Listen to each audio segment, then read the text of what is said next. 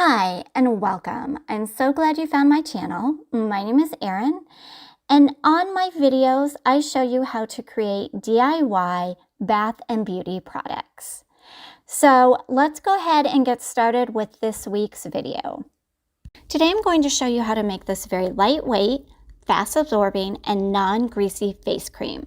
This formula is not only perfect for beginners, but great for those that suffer from dry skin. So let's go ahead and get started creating. To begin making this face cream, the first ingredient that I'll be weighing and putting into my heat-safe container is distilled water. This is water that has been purified, meaning that all the impurities and contaminants have been removed. This will also help the formula to give it a little more hydration boost. In this very same container, I'm now going to be adding my second ingredient, which is lavender floral water. This is great for hydrating the skin. It will also help to balance the pH level of the skin and tone it as well. I also am including this because it will help to give the finished product a nice, light floral scent.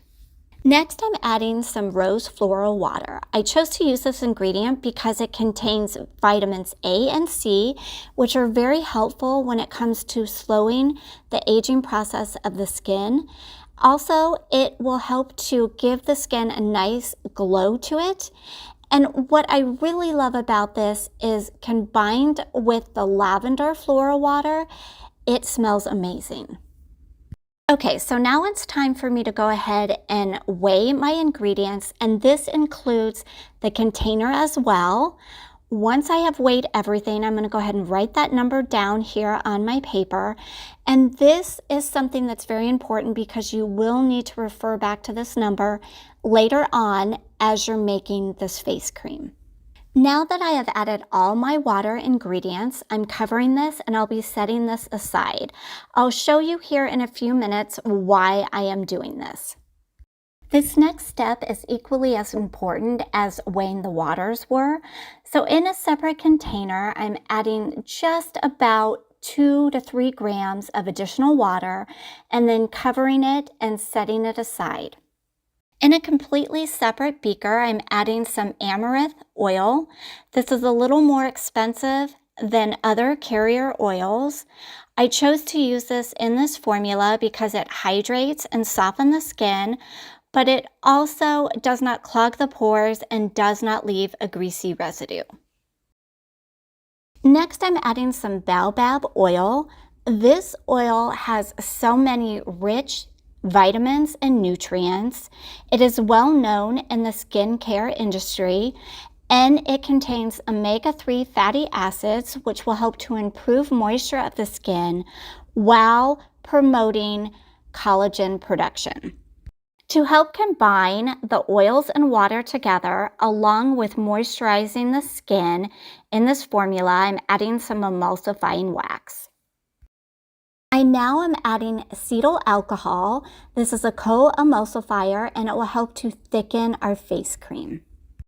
I'm going to go ahead and cover this, and then along with all the other containers that I've used, place this in a pan with about a couple inches of water at the bottom on my stove, and I'll gently heat all the ingredients so that everything is nicely melted down. You want to make sure to gently heat this and not boil your ingredients. So now that everything has melted, I've taken my water container and I'm reweighing it. And I've noticed that what it currently reads is not the same that was on my paper. So what I need to do is I need to add more water from my smaller beaker into my larger container. And this will make up that difference. At this point, I'm adding my oils and waxes to my water. And then with my stick blender, I'll be blending this really well, just to make sure that everything is nicely combined. And you will see that the color has changed to white, and that is normal. This is what happens when those oils and water combine together. After all the blending has been done, it's now time to take the temperature of the ingredients. This needs to be below 122 degrees Fahrenheit before adding my next ingredients. I'm now going to go ahead and add my preservative. This will help to keep all the bacteria and mold and fungi from growing in my finished product.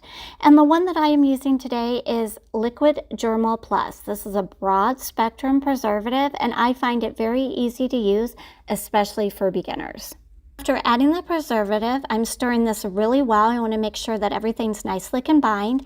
And then I'm going to go ahead and cover this and allow it to sit and cool down completely. The ingredients now have completely cooled down. Let me give you a look of what this face cream looks like at this point. It is looking really good, and over the next couple hours, it will continue to thicken up.